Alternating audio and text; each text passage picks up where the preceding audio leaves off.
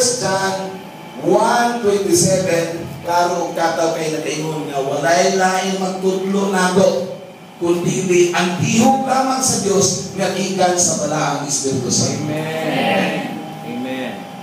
Ato tinglaron mga igsoon kay si Pablo mismo ang iyang gisulat naglangkob kini sa hataas ng kahugpong sa kamapuuran nga ang atong pagpanglakaw dili na sa atong kaugalingong salabutan kundi sa pinagmuna nga sa kabutan diin kita nahiusan na sa pagkabanhaw ni Ginoong Kristo o makabatong kita sa iyang sahag pinagi sa iyang pulo.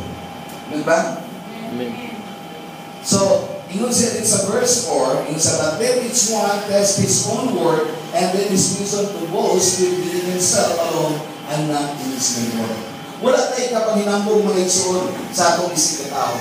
Kung bisan pa man sa paghatag sa Diyos nato o pabor na adunay buluhaton dito sa New York, dili ko mahimo o mga katawhan o mga kaigsuunan sa Diyos nga maghinambong ko nga ako adunay taas ni pagkaaga ninyo or ako doon ako ay taas nga pabor nga akong dawat sa Diyos kundi ang kamatuuran kitang tanan dunay gitagana sa Diyos nga mga gasa ug sa hustong panahon imong magamit sa hustong takda sa iyang kapanahonan alang kanato.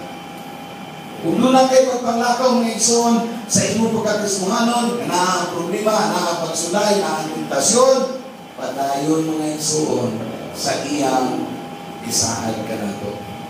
That in everything nga atong ma-inkwentro sa itong pagpanglakaw isip na Kristohanon, na ang Diyos na mungawin nato. Amen. Na ang Diyos na mag-atiman nato. Na ang Diyos na